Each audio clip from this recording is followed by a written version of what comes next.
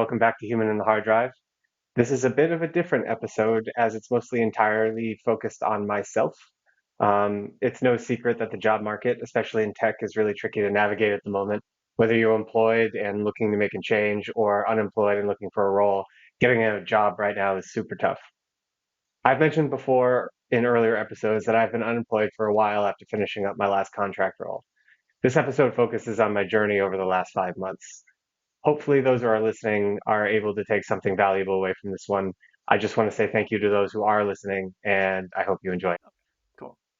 All right. So yeah, I mean, this podcast it's really relevant about job experiences, right? That's like the main focus of a lot of things we're talking about. So I think it'd be great to unpack Jason's recent job searching experience. So, you know, what it's like transitioning out of a role and then looking for roles in a tight tech climate.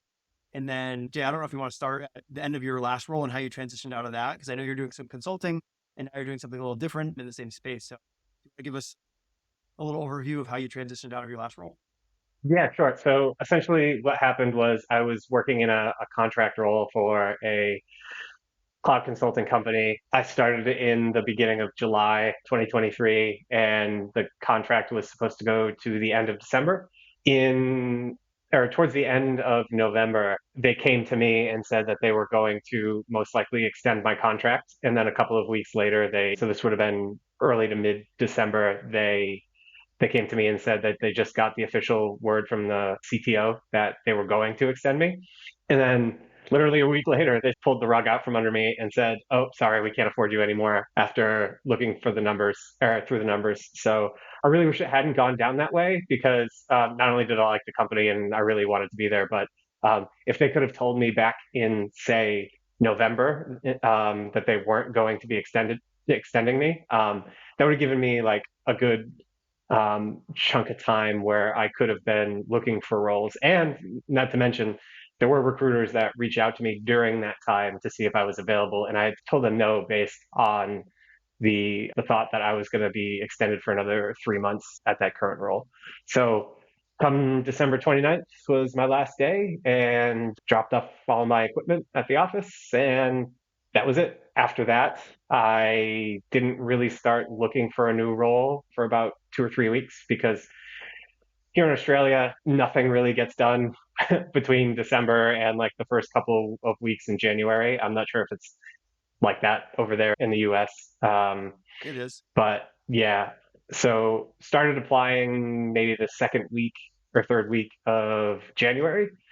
Um, Sent out a lot of applications, and I basically heard nothing from any of them until mid-March. The tech market was super quiet. Do you have a I theory wasn't on seeing. do you have a theory on why it was so quiet, Jay? I mean, I've heard a lot of things. I think the one that sticks out the most is probably there were a lot of companies that overhired during COVID. So instead of actually trying to bring in new staff, they were trying to make cuts around the board. And also, I'm not sure, like, as far as consulting companies go, I'm not really sure how much work there is for them to do at the moment, because I know that was the problem with the company that I was working in. They just didn't have the projects coming in to justify keeping me on board. What kind of lead time did they give you between they're saying we're going to extend your contract, et cetera, and then all of a sudden, hey, we don't have the money, and then your last day, like what kind of lead time did you have there?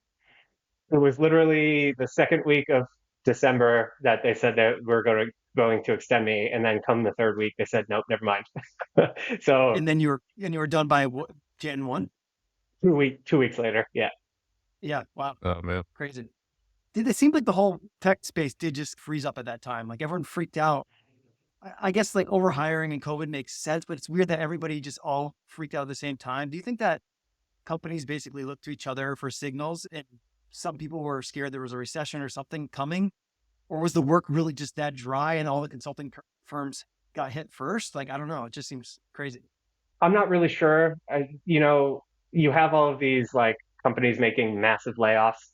So it could have been the case where, there were roles out there. I mean, I did experience this a lot. So there weren't a lot of the roles that I was specifically looking for, but there were a lot of cloud roles that I was applying to. But you look at those roles and it was literally like they come on to LinkedIn and 2 days later they have 300 applicants. So a lot of that could be like these companies making like a few large companies making big cuts. Like I know the big four consulting firms, they started letting a lot of people go. And I know how their model works with the people that they hire in tech roles, right? Like I worked at one and I basically did no work for the first 5 months that I was there. So they hire a lot of talent to just sit around and do nothing. So that could be something that they realize and they're like, we can't utilize all these people, so let's let them go. That floods the market with a bunch of new talent, and then you end up with, like I said, 3, 4, 500 people applying for the same role.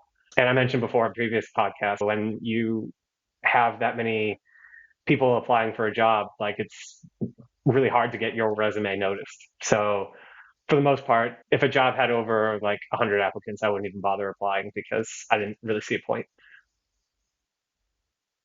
And I mean, you've been doing cloud consulting for a bit of time. I mean, so in the past, when you were looking for roles, it seemed like people were pulling you in many directions to try to hire for like multiple offer situations, right? Was this, Yeah, I mean, obviously this was very different. yeah, no, this is the first time that I've ever gone 2 months submitting applications and literally hearing nothing back from anybody. And not only that, but like I know when I was first getting into cloud, if you typed cloud consultant into a job search, like you would have gotten a lot of hits with that title, cloud consultant. And I was doing that for the first 2 or 3 months, and that just wasn't popping up at all anymore for job roles. So I'm not sure if that title has phased its way out, but yeah. So the roles that I was really looking for were cloud consulting, cloud infrastructure specialist, cloud administrator, stuff like that. And those roles just weren't out there for the first couple of months that I was looking. There were a lot of DevOps roles, which I haven't really had any experience in the past. And those are the ones that, like I mentioned before, that would have like 400 or 500 people applying to. So I actually did start doing a DevOps course while I was unemployed because based off of my like first month and a half of job searching, DevOps seemed to be like the only thing that was out there. So I thought maybe I'll just bite the bullet and learn that stuff. But yeah, Do you think it's a vector of the fact that it had consulting in the title? It sounds like the consulting firms were hit very hard during this, I don't know if I call it like tech recession. Um, do you think that the fact it's like cloud consulting leads to, obviously you can be cloud consulting at a non-consultant agency, but do you think that's a part uh, of a factor in that or no? honestly, I don't know. I mean, titles, especially on like job advertisements, are not typically extremely accurate, in my opinion. So like for example, I applied to like a cloud administrator job recently, and the specifications for what you needed more resembled like a DevOps role. So it's really confusing when you're searching for job titles and you're looking at all of the jobs that come up, and it doesn't match with what you would expect it to match with. So part of the my difficulty was actually trying to figure out like what it is that I should be actually looking for to apply to, because just from my experience in the last 2 years, it's almost like the job roles have changed names since then, and maybe what was out of scope for those jobs 2 years ago is now in scope for those jobs now. So yeah, I'm not really sure, but it's definitely a challenging market to navigate. Oh, sorry. Go ahead, Brad. No, go ahead. You were Well, finishing up your thoughts too. I just have an observation on in my, so I know we're slightly different space, Jay, even though we're both in tech. There's these trends that happen with jobs, and I find it very interesting. So when I was early in my tech career, let's call this like 2013, probably all the way to 2016, 17, Ruby on Rails was like the hot framework for web developers. All the web developers were learning Ruby on Rails, all the boot camp for teaching it. And then let's transition to more JavaScript framework stuff. So like Next.js is probably the top one, React, Next.js type stuff. And it seems like those jobs are super competitive where there are tons of young people applying to these jobs. There's lots of openings, right? There's lots of companies hiring for this tech stack, but there's tons of people. It's very competitive versus I was always in slightly offbeat stuff. So like Drupal consulting, for instance, Drupal's an old school CMS that the kids don't want to touch. Like nobody's learning, young people aren't learning it. Nobody wants to touch it. It's big. It's a little bit clunky. It's challenging, but it's not rewarding in certain ways. But the companies that were hiring for it, even though there's far less, it's very entrenched in their ecosystem. So they'd pay more and it was way less competitive. I don't know if maybe cloud consulting is becoming like that, where there's less openings, but maybe higher pay, better. I mean, like obviously you were applying to jobs that like hundreds of people were applying to, right? So is DevOps your like Ruby on Rails and cloud consulting's your Drupal? Is that your experience? Yeah, I'd say that's probably pretty accurate. Yeah. I'm a big advocate for go for the legacy stuff. There's more money in it. And you'll be like, honestly, I think more people should go for not legacy, but like the less popular route. I think it's better for a lot Didn't of people. didn't you get off Drupal, Jim? I did, but only because I'm building like our own stuff now. So like if I wanted to, if my goal was just to make as much money consulting as possible, I would just do the easy thing. I would continue doing Drupal and WordPress and I would just like crank that up as high as I could because it's just like everybody, the clients are asking for it. So there's a pull and we would just deliver it. That would be the easiest thing to do. When you're trying to build something for the future, it's something that you believe in more. There's way less pull. It's harder in a lot of ways, but and there's definitely a lot less money in it. So actually, it depends on what your goal is. If your goal is to make a bunch of money as a consultant, do that thing like Drupal, the legacy thing. I think it's way better. If your goal is to build a product that you think is innovative and is pushing the envelope, then you need different technology, in my opinion. So Jay, your previous job was your first ever contract role, correct? Or am I No, wrong on that? yeah, no, technically so when I moved over here to Australia, I was on what's called a work and travel visa. So I was only allowed to work 6 months at a time for a company, and then I had to change jobs. So my very first job Oh, I over see. here in Australia was a contract position. Oh, okay. But the cloud-based, this past one was your first contract. Yeah, that was my first contract in cloud. Yeah. Okay. So what was what's your, I don't know, your positives and negatives about contract? Did you enjoy that process? Did you feel connected, like all those type of things, or? Um, I don't know if this is just a me thing, but you definitely feel as though like you're not part of the team that you're working with for the most part at the company. And when I say that, I don't mean the two people that I was primarily reporting to. Those guys were great, and I would very much like to work with either or both of them again.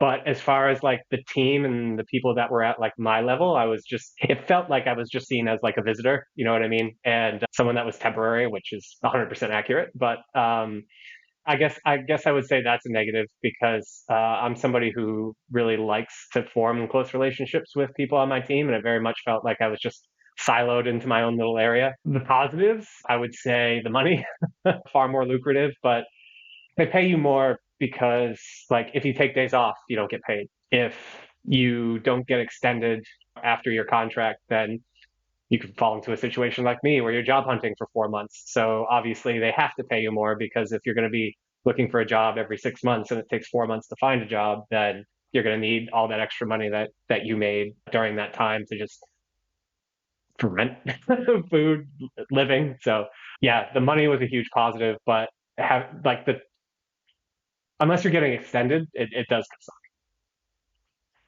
Also, I don't know how it's taxed over there, but in the States that and people are always surprised by this when you're a W-9 worker and you're getting 1099 at the end of the year, they're not remitting your taxes on your behalf anymore. So people get hit with a big tax bill at the end of the year, and then they blame contract work, but it's really just they just don't understand how tax law works. Also, oftentimes you have to cover your own health insurance and business liability insurance, all these expenses that come along with it. So people typically when they consult, at least over here, I see a lot of people setting their rates way too low. Like the rates have to be almost jaw-droppingly high to compensate all those things that you get paid for as a W-2 employee that you don't think about. You have to have a much higher rate because it comes with all those other expenses. It's much more expensive to run. Well, over here in Australia, actually, it's interesting. So they for roles that you're in are contracted for, even if it's just a 6 month contract, they extrapolate that to what that would look like if you were working at that rate for the entire year. So each paycheck, you're actually taxed like way higher than you should be. Say, like if you have a contract role for 6 months and then you're 6 months unemployed, your tax refund would be quite large because say you're making, I don't know, $110,000 over the course of 6 months working in a contract role. They're taxing you like you're making $220,000 a year. Oh, they're So taking out every paycheck. Yeah. Interesting. They Mhm. don't do that here. So if you make over a certain amount, you have to start doing estimated tax payments, or they'll fine you for not paying your tax out the year. So there's thresholds. I forget what the amount is, but typically you have to do quarterly estimated tax payments if you make over a certain amount. But if you're making under that, it's your money until it's not, All right, at the end of the year. Yeah. right. Um, so yeah, I think that probably brings us to about the beginning of March, which is when I actually started getting contacted a little bit more by recruiters and stuff like that. There were a few really interesting experiences I can talk about. So I got my first interview probably, I don't know if it was the beginning of March or mid March, but it was for a role that it was a 3 month contract, obviously super not ideal because it's only 3 months long. But at that point, I was willing to take almost anything that came along. And the recruiter that reached out to me, he was like, yeah, I think you'd be a good fit for this role. He asked me a couple of questions. The company that I was going to be working for was going through a PCI compliance audit. So a lot of that was going to be pulling out information in AWS to make sure that they're not storing data that they're not supposed to be storing, like credit card information and stuff like that. And it's funny because he sent me the job description and it was like PCI compliance experience is necessary for this role. And I told the recruiter like I didn't have any, but he seemed to think that wouldn't be too much of a problem. So I get into the interview with these two guys, not sure what their titles are, but they're obviously up there in the company. And they're like, okay, so tell us about your PCI compliance experience and stuff like that. And I was like, I'm going to be absolutely like upfront with you. Like, I don't have any. And I told the recruiter this, and he still thought that we should meet anyway. And the frustration on like these guys' faces, like the fact that they had taken time out of their day to schedule an interview with somebody who wasn't even qualified for the role anyway, and like it wasted their time, it wasted my time, and like we were both uh, annoyed at that whole thing. But it was nice. We ended up having a chat for about 15 minutes anyway, talking about my previous experience and stuff like that. And they're like, well, you seem like you know what you're doing. We're going to keep your resume. And if we ever have a position open for a role that is more suited for what you want to be doing and what you have experience doing, then we'll reach out to you and see if you're still available. So even though it was like a complete disaster as far as like interviewing for the role goes, it still felt productive, at least on my end, because that was like the first interview I had gotten in in 2 months. So at least it maybe left a door open somewhere for the possibility of a job in the future. But yeah, that was my first experience interviewing in this job search. It's also, I feel like it's good to get some reps in, right? Like interviewing, just like any other skill, like learning how to talk to people, get a little practice in. It's probably Yeah, good for you. so I will say that I never turn down an interview when I'm looking, even if I don't think the role is right, because job titles on job descriptions can be misleading. The actual functionality of the job might actually be different from what the job description says. So yeah, I always take an interview, like you said, just for the reps and the practice and stuff like that. And also, you never know what might come out of it. Sure. Yeah. Yeah, I haven't done an interview in 14 years, so that intimidates me a lot. Just the idea. Well, My very first interview was an absolute train wreck, so that's what my mind always goes back to whenever Oh, that's I think sounds about like it. there's a story there. Is No, there a no, no, story? no, not a public story, but Oh, dang. well, I think the way I like to treat interviews, I don't typically get nervous for them unless it's like super technical interview that we'll get to later. But like an interview is literally just a conversation with you and the other person. And the reason why I don't think I ever get nervous about it is because you want to like the goal isn't to get necessarily get the job. The goal is to find the right job. So interviews are two-way streets, and I like to treat it as like I'm also interviewing them. Going into it with that mindset, like you want to make sure that you're compatible with them and they are compatible with you. So it's not just like, oh, I'm doing this interview to get this job. It's, oh, I'm doing this interview to find out if this job is actually the right job for me. So I think if you go into it, but I'm pretty casual in interviews. I'll admit that. Like I typically don't dress up. That's a huge change from the early days back when I was in Boston. Like I know I went into my light wire interview with like a three-piece suit on and stuff like that for like a help desk role. And like now most interviews I feel like are through calls like this. So Would you yeah, wear a most of shirt the like time that, Jay, or yeah, I'll wear a you like t-shirt. Yeah. really with like a Hmm. logo with like an emblem on it and everything? Like you just would you wear this exact outfit? I have. Yeah, there you go. All right, cool. Hmm. I also But for my first tech job, yeah, I wore a suit too, and they made fun. I got hired there, and they made fun of me for like months after that because like nobody does that in Yeah.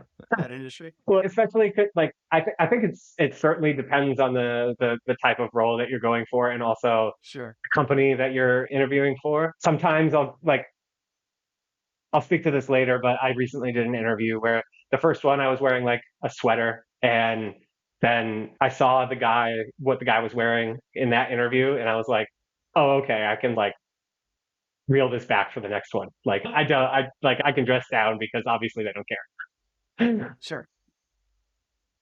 I will say, when in doubt, overdress. But if you don't give two shits like me, then just do what you want. If people are hiring you based off of what you're wearing, then do you really want to work there anyway? and see, I'm, this I'm, whole this, I don't know if our audience is like somewhat confused as to why we're talking about attire.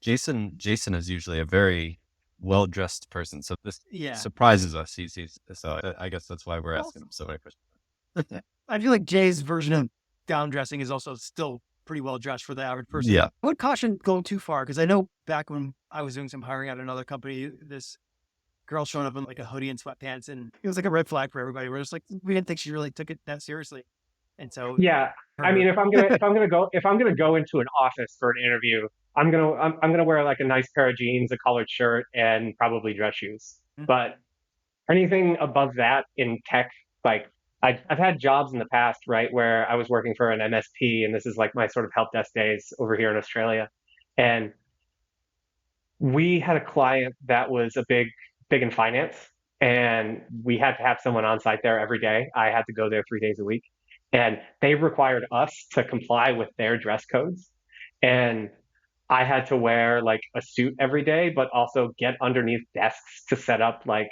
to plug in monitors and docking stations and stuff like that, get all dirty from the dust that was under there. And I was just like, this is absolutely stupid. Like, I should be able to wear whatever I want if I have to crawl under desks and get dirty. You know what I mean? Like, I'm super against tight dress codes like that. It's one of my biggest pet peeves. If I'm meeting with a client and for like the first time and you need to set a good example or whatever, then sure. But like if you're going there every day and they're experienced with your work and stuff like that, I don't understand the thought process behind that.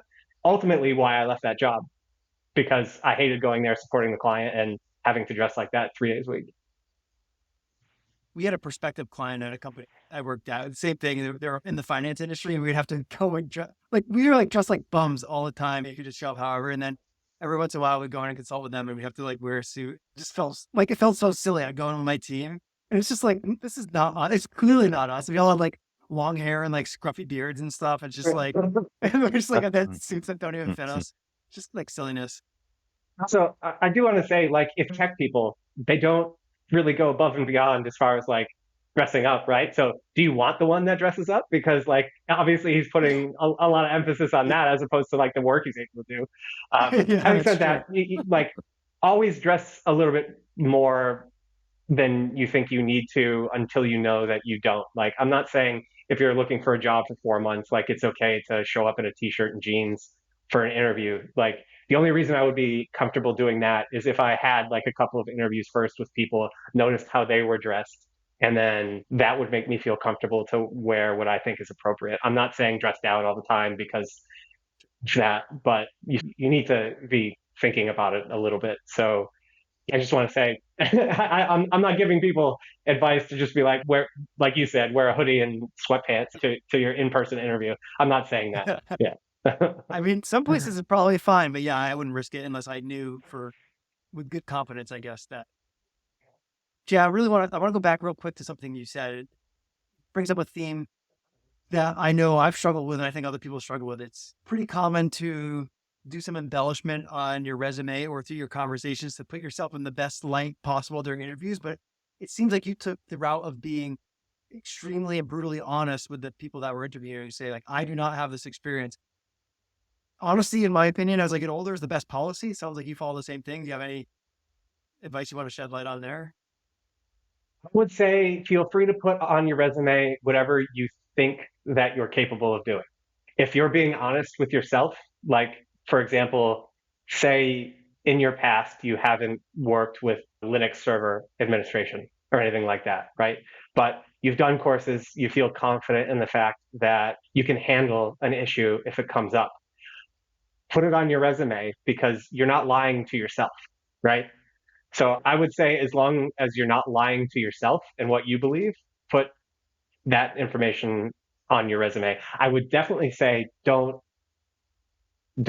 embellish like projects. Don't make up a project that you think you could do if you haven't done it, right? Like the way my resume is set up is I have all my jobs listed down in order, and in those jobs I list projects that I've worked on as well as the technologies that I've used at those companies.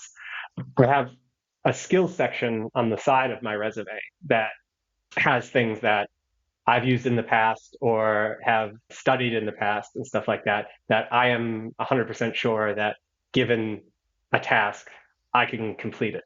So a lie's only, they say a lie isn't a lie if you believe it, right? So like, I mean, I believe that George, I can do these things. So, but what I will say is don't make up a fake project that you've never worked on. And Yes. also, Brian, do you agree with that? I actually had an experience recently where I applied for a job, and like we've said previously, my language is proprietary, so I can't say I have 5 years experience in C plus, say, for example. And it was just a questionnaire in the beginning it wasn't an actual resume and it was an actual interview. And I had to put no, and I got an automatic email back saying, we're not interested, basically.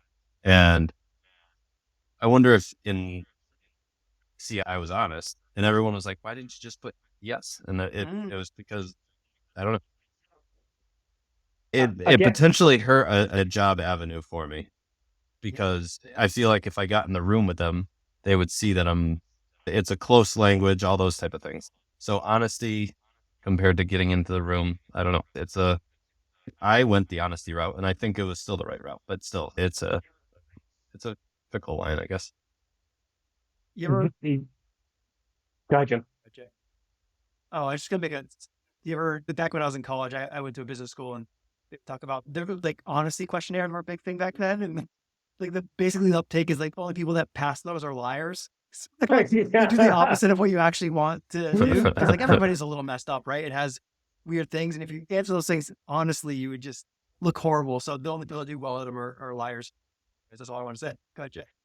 Yeah, I was gonna say like that's a tough one because like I've said in the past, I will happily apply to a job that I only fit the job description like 70% because I think that if you meet a job description 70%, that gives you a 30% margin for growth. You know what I mean? Like I don't understand the idea that you need to hire like depending upon the role, right? Like obviously you wouldn't be applying for like a senior C plus developer role if you don't have 3 4 years of experience in that. But like a junior role or like a mid-level role or something like that, I would probably still put the resume in anyway because like honestly, it's they should be able to get you on or in the room for an interview, and it's their job to suss out what you know, what you don't know, and how you would go about solving problems anyway. So yeah, it's a tough one. I'm not really sure what the right answer is there. If so, quick question. You said you applied for this role and it asked you up front, like if you had the experience, right? Was this on LinkedIn? And it's like one of those quick apply things, and then like a little box pops up and then asks you to answer questions. Uh, Indeed has it too, though.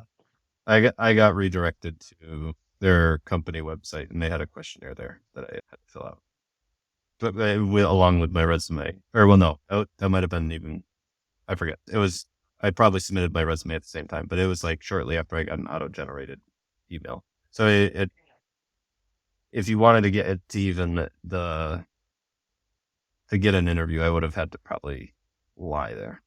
With I don't know. Yeah, I mean, if the company is setting a standard that high just to get in the door, I'd say probably just bullet dodged anyway, because Yeah, they wouldn't be willing to let you learn on the job, which is what you would need right now anyway. So if they're unwilling to do that, like what does that say about the sort of uh, support from the company that you would receive anyway? You know what I mean? Like yeah, if you have a company that close-minded, then I don't think it would probably be a great place to work for anyway. yeah. No, it was a like a startup. They were a company that was starting up a new EHRs, exactly what I work into. So it was. I thought it was like great match because it was right up my alley. I have a lot of experience in it. But yeah, anyways, all right. So moving on, Jay. Can I make one more point on this topic? Yep. Well, so I've been in many different mindsets throughout my career. So Jay, I like your way of framing it. Like if you think you can do the thing, even if haven't done, I've always been like, I can do that. Like that was always my go-to. I think I could do that thing or whatever. And it's weird. As I get more senior, now I have this other perspective of how deep technology is that I would almost like I shy away from skills. Like, so for instance, in the past, I would have thought nothing of saying like I could do Apache web server administration. I mean, and this is something I've done on dozens and dozens of sites over 10 years of experience doing it. Right. So now I probably obviously can do it, but I know how deep this stuff is. And it's just like, I barely know that. Right. It's like something like, I barely know that thing, even though I've been doing it for 10 years. Right. I wouldn't use Apache anymore anyways. I'd use Caddy or something else. But it's just like funny how like your framing changes as you get more experience. Like now, like I'm just like, I know a little bit about a bunch of these different things, but you know how deep the experience is. So I would cut like most of the stuff off my resume. And as a kid, I was just like, you put like 1,000 things on there. And actually, when I was hiring, again, that's a red flag for me. So whenever I see someone listing everything under the sun, I just assume that this person doesn't understand the depth of things. And it's an automatic, like, if you list like a dozen things that take deep knowledge to understand, and you're like, I know all these things. I just basically say this person doesn't know anything. And I don't really even look at the resume. Yeah, that's interesting because I feel like on my side of the tech industry, like most people have a broad knowledge of a lot of things and not like a deep knowledge of everything. You know what I mean? So it's like Yeah. completely the opposite. As a consultant, for the most part, like you need to be able to meet with a company, and I'm going to keep this AWS cloud consulting specific. If you're meeting with a company who wants to design a solution, right? You need to know everything that's possible within the AWS ecosystem in order to help them design the thing that they want help with. So that doesn't require a super deep knowledge of any of the technology that they actually want to implement, right? You just have to take what their needs are and basically diagram out the way that you know that it works, and then you just figure it out along the way. And I think it's probably a lot different than coding, right? Especially if you're a developer, because you're going to want someone who's like, if the person needs developing experience in JavaScript, well, like 1 year of Python experience isn't going to help you there. They're not going to walk into that job and, Well, yeah, I, be able to actually do it.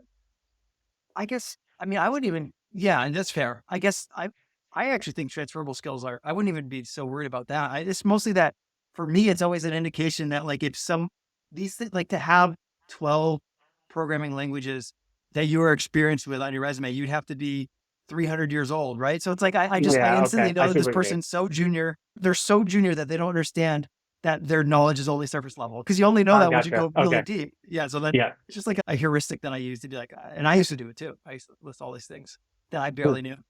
So yeah, after that first interview, I ended up getting another one with a company doing AWS Connect support, which is their call center platform. Have a bunch of experience with that. Wasn't worried about it at all. But the job again was framed differently than it actually was. Um, so meeting with the person who would have been my manager for that position, it was a very non-technical role. So they actually had their AWS account managed by another company, and we didn't even have access to it. So basically, all we had was access to the documentation. And while there would have been a fair amount of like design, um, there would have been no implementation done by me personally. So because of that, I wasn't really interested, seemed very untechnical. And not only that, a lot of the parts of the job that you would have had to do would have been like contract management with vendors and stuff like that. So again, not something that I would be interested in. And these being my first two interviews after like searching for 2.5 months now up to this point, it was pretty discouraging because like I was like, oh cool, I'm finally getting interviews, and like none of them are panning out. So yeah, we're about mid March. I started getting a lot of recruiters reaching out to me, but they just do the ghosting thing. Like they'd be like, hey, let's have a call, and then we speak on the phone, and then 3 weeks go by and you just never hear back from them. A lot of will do that. There's so many shitty recruiters out there. There are some very good ones, and I'm close with them. Um, One of them specifically said to me earlier this week, I feel like we crossed that recruiter candidate line and now we're just friends. Nice. So he's a great dude. He's helped me get one job that I turned down and then one job that I accepted. So I like working with him a lot. Shout out Mark Harrison. All right, Mark. Yeah. Good boy. Real quick, is there also a lesson in here about you? It sounds like you were chomping at the bit. You're like, I'm ready to get a job here. And then there's a couple stinkers that came along and it's like you didn't jump at a job that wasn't a good fit. That must be hard to do when you feel like, I really want a job now. Like, but you made sure, it seems like you're patient, like you're fishing, like you're waiting for like the big fish. We're getting caught with the little guys. I mean, yes, but I was privileged in the sense that like we weren't extremely concerned about money at that stage. If it was a matter of like, if I don't get a job in a week, I'm not going to be able to pay rent. Well, then I mean, companies probably won't want to hear this, but like I would lie through my teeth about stuff just to get a job so Sure. I can afford to live. You know what I mean? Well, Like desperation, people, right? Yeah. yeah, like for example, that AWS Connect job, right? If it was getting close to the point where I needed money, I probably would have lied, said that this seems interesting to me and I'm happy to do it. I would have taken the role and and then I would have immediately started looking for another job so I could Yeah. have bailed on them Yeah. if it came down to being able to still live in my apartment. Yeah. Yeah. That's reality. I mean, that's like, I feel like everyone would, doesn't, no one wants to admit that on video, but like, I think that's like human nature. That's what everyone would do, right? You would Like you, think you so. do what you Yeah. have to do. Yeah. You And do what you have to also, do. Yeah. and I mean, like, it's just me and my wife, right? She still had a job. That contract paid me a lot of money, and we don't have kids. So, like I said, I was in a pretty privileged position. I, by this point in the job search, though, like you said, I was really like, I need to start working again because, like, I can't stand just studying stuff for 5 hours a day every day and spending a few hours applying to jobs. It was just getting really tiring, really depressing. So yeah, it was really tough. It's funny. So I make up these scenarios in my head that I'm not actually in just to test myself. And one of the scenarios that I think about sometimes is like, okay, I'm without a job, I'm getting really desperate. And then it's like, things are tight, like bills are coming due or whatever, right? I always think in my head, it's like, and this is only if you have marketable skills, first of all, right? Assuming that tech industry still exists as a whole and they still hire people that are technical. I always thought that it's not worth taking so on the one hand, you could just like, okay, maybe I'll just get whatever job I can get that pays me a quarter of what I could normally earn, right? And in my mind, I'm like, I probably would forego that if I had to and try to spend my full time crafting a resume and a pipeline or whatever that gets me to a higher paying job rather than distracting myself with a low paying job, which then hurts my prospects of getting a higher paying job, right? And obviously there's balances. Like if you can get 3/4 of the way there, maybe it's good enough. But I don't know. I always thought like, I don't think I would, I think I would go for the big juicy steak and not get full on the appetizers. But I don't know. Again, I'm not in that position. This is just like a made up scenario.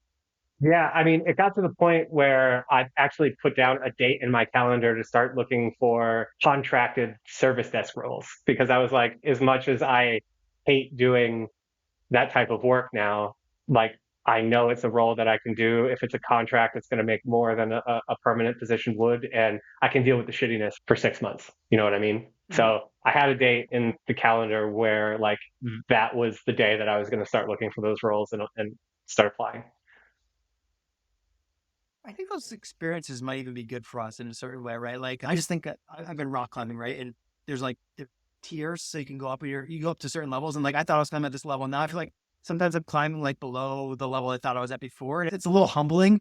But it's good, like that perspective. It's just like, okay, life is like this like crazy thing that's all over the place. Like, don't, it's so easy to be like, like, and I even had this experience when I had a couple of years where I was making like crazy money, and then like I made a lot less money years after that. I even had a few years of business losses and everything. So it humbles you, and I think it's good for you as a human. It sucks. It sucks as someone who's like trying to live and pay for rent and that kind of thing. But I think it's good for you as a human to like realize that nothing's guaranteed. You're not just some hot shot because you've done well at one point in your life, and things go all over the place. And you'll probably do well again, but it's like this, right? It's all over the place.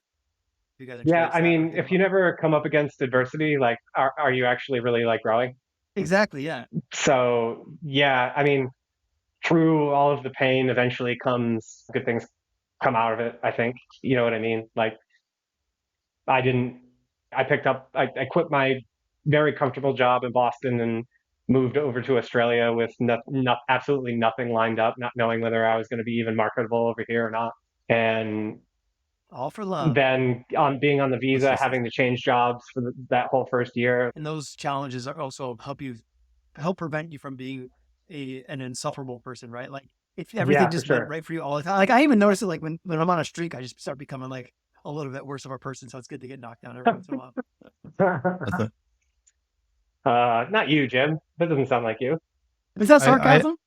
No, it's not at all. I know it Oh, probably sounded oh, like it, but no.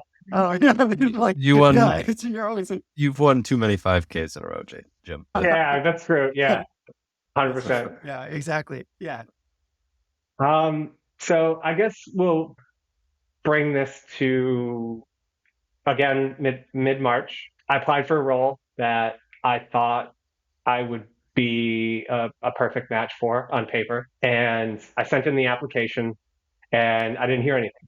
And then 2 weeks later, they sent me an email asking me to make a 1 minute video about my experience, which to be fair was like super challenging. Like limiting Oh yeah. yourself to 1 minute and being able to condense like everything that you've done into that, super challenging. Or, Thankfully, we started this podcast and I had all of these like editing tools to work with and record and stuff like that. So it made it a little bit easier. I could do multiple takes and combine things from each one and stuff like that. So that was super useful for that.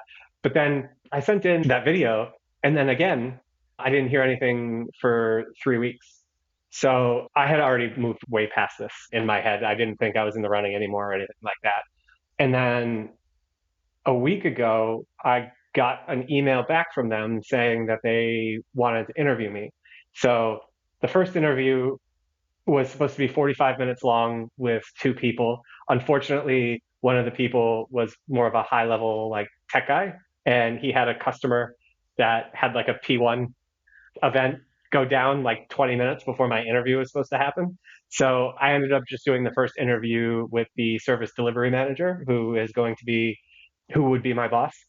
And he seemed to like me. So he said that we're going to book you for the next interview with the guy that missed you today. So it was literally the next day, had another 45-minute interview with him. He liked me. So they gave me a call on Friday to set up another interview for Monday. And then, funny enough, I also got a call on Friday from that recruiter I mentioned earlier. Again, shout out Mark Harrison. yeah. Company that he got me a role at last time for that contract position wanted to hire me back again. Unfortunately, it wasn't a cloud role. It still paid really well. So that was something I was trying to keep in my back pocket. But I was really honest with him. I was like, hey, listen, I'm going for a third round interview with this company that I really want to land the job with. Like, is there any way that you can stall and I can let you know how my interview goes on Monday morning? Because the interview Monday is like a very technical interview, 2 hours long in their office as opposed to over a conference call. So he said yes. So come Monday, I go into their office, and I'm not sure how common these types of interviews are. I've never had to do it before, but basically, I sat down in a room with two of the tech guys, and they come up with a fictitious scenario where a company wants to hire our company um, to build a solution for them. And they basically lay out the points for them that are important.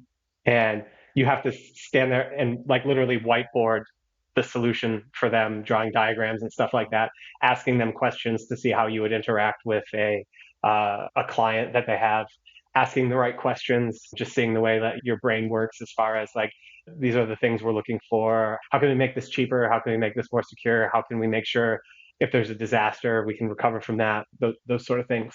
So I honestly didn't think the interview went all that well, if I'm being honest. But In what way? You didn't they, think your solution was there were solid, a lot or of with questions. your explanation, or They went really deep on some stuff that I don't have too much experience with.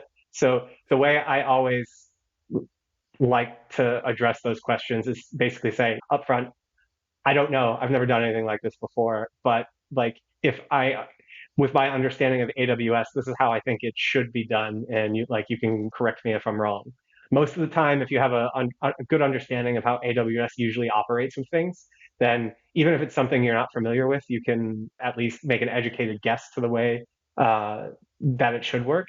And I honestly don't think the most important thing is actually getting it necessarily right, but just showing them how you actually think about a question. I think that's really the key in interviews like this. So yeah, they both said that they thought it went really well. So that was good to hear. And then they walked me out. I met a couple of people in the office. It's a very small company. So I just met a couple more people that were in the office that day, and the CEO. Like I said, small company. So obviously I think the CEO would probably want to meet whoever they were hiring. But they said they would let me know in a couple of days. So to me, that sort of made me feel like they probably had someone else that they were going to interview. On the way home on the bus, I gave my recruiter guy, a friend, a call, and I was like, well, they said that it went well. I'm not sure how fast the other company is looking to move. And he was like, well, I think it's going to be a couple of days before they start interviewing. And I was like, okay, well, if anything happens, I'll let you know. Um, then Tuesday morning, got a call from the company. They gave me an offer. I guess it's not 100% confirmed yet. I verbally accepted. They did a reference check. They sent me an offer letter, which I signed and sent back to them. They did a background check, and now I'm just waiting for the official contract to come through. Today's a holiday over here, so that won't happen today. But yeah, fingers crossed for tomorrow anyway. awesome. Well, I mean, huge congrats, Jay. We're Yeah. obviously very happy and well deserved here. I mean, I think any company is lucky to have you. You're super smart and capable. It's very cool hearing that whole journey. I feel like there's definitely a lot of, especially with the tech layoffs and stuff, a lot of people finding themselves in this boat of like, great job, and then all of a sudden, like, rug pulled out from underneath you, and you have to orient yourself, figure out what's going on. Is my job title the correct thing I should be searching for? What kind of company should I be looking for? Company size, um, interview process, recruiters, that kind of thing. I think it's super helpful to share these kind of stories. Thanks. Over this without mentioning how really mentally straining the whole experience was. Having been in tech for such a long time, this is probably arrogance on my part, but I feel as though it should have been so much easier to get a position than it actually was. And not even get a position, but it should have been, in my opinion, pretty easy to at least get interviews and hear back from people. And for 2.5 months, that just didn't happen. And you're So very senior too. I mean, so like, so for someone starting out, finding themselves in this position, it's like, yeah, it's tough, right? Like that's yeah, it's super easy to get depressed and just like let yourself go. I would say that to anyone who's going through one of these long periods, just make sure you're applying to a job every day. If you can't find one, at least make sure you're doing like a decent amount of searching every day to make sure that you're trying to apply for a job that fits what you want. Continuous learning is super important. I did a DevOps course and I started studying for my solutions architect professional certification for AWS. I've worked on some side projects and honestly keeping active. When I was going through the worst point in this, I didn't go outside a lot, and that mm, that was pretty tough. So make sure you're still connecting with friends, make sure you're still seeing people, make sure you're exercising. All those things are super important when you're going through a tough time like this. So yeah, to anyone who's going through it, just keep at it. and Right. things do eventually it happens, and then it all just seems like a dream, right? It's like I've been at points, not that exact scenario, but I've been at points in my career that just seem like a nightmare, and it's just like when you're in it, you're like, oh my god, I'm never gonna get out of this nightmare, and eventually things do turn and good things happen. So you know, Hey, I have to ask, resilience. Jay, did the podcast come up at all? I know you put it on your LinkedIn, right? Yeah, I mean, no. So I did notice the CEO checked out my LinkedIn profile. I think it was on Friday before I went in for my interview on Monday. So not sure what he saw. Like we're not connections, so I don't think he would have seen. We're not connected on LinkedIn, so I don't think he would have seen anything pop up on his feed. The only thing would have been if he like went down and actually like searched for my posts and stuff like that. Maybe he didn't. I don't know. But I wasn't connected with anybody else in the company, so and none of them actually viewed my profile. So I would probably say that they probably don't know about the podcast. I don't know. I've been Gotcha. seeing like 4 likes on the I YouTubes, know, and there's yeah, it's only doing 3 of really us, well. so Yeah. somebody is watching this. And two of those are my parents. I know. I have a sneaking suspicion that one of us doesn't like any of our stuff because when we first posted them, there's only 2 likes for a while. So somebody, Brian, Yeah. just kidding. Yeah. I, I do I do have to say sorry, mom and dad, because they think I have only been out of work since the end of March. So surprise, I've Oh. been unemployed for 4 months. Well, this is a good way to tell them. Yeah. Yeah. It's all good. We have a job. Yeah, exactly. Well, that's great. But it's, yeah, I wonder, like, I mean, is it just like all of a sudden you had some more interviews and then you got this great job that it seems like it fits really well. We're super excited for you. And then you have the contract that you used to work for reaching out, trying to snag you again. Does it seem like just tech is ramping back up in general? Is it just like happenstance and it'll happen at once for you, or what's going on? No, I do think the market is definitely starting to pick back up again. Mid-March or early April is when I really started getting hounded by recruiters again. So I think I've had maybe in the month of April, I probably had 8 or 9 phone calls with recruiters. Some of those jobs I didn't think I would be a good fit for. So I usually tell people up front whether or not, and this is why recruiters like to do this thing where they don't like sending you a job description until they actually talk to you. And I'm like, I can probably look at this job description and tell better whether or not I'll fit this role. So usually I try to get them to send me a job description up front. But yeah, I mean, I just don't like wasting my time on phone calls. I mean, we're millennials, right? We don't talk on the phone. We Yeah, text, right? So yeah, I avoid phone calls with recruiters when possible. I like to see a job description before I go in and have a conversation with them because I'm pretty sure I know the job better than they do. that's fair. Yeah, the point being, it does seem like it's picking up. I've seen a lot more jobs that I would actually consider applying for now, but yeah, thankfully, it's not something I have to worry about for a while. Yeah. It sounds like you didn't have to compromise either. You got a good fit in terms of role and then also like company size. I know we've talked about how you and we both like working at small companies. I think yeah, it's really great that this all kind of worked out the way it did. Yeah. Yeah, no complaints from me, other than the fact that I wish maybe it happened 2 months sooner. But yeah, I know it's like one of those things like when you don't even get to enjoy, like normally like, oh, you get 2 months off. That'd be great. Right. It's like, well, not when you're stressed and you have to well, yeah, apply for no, jobs all day.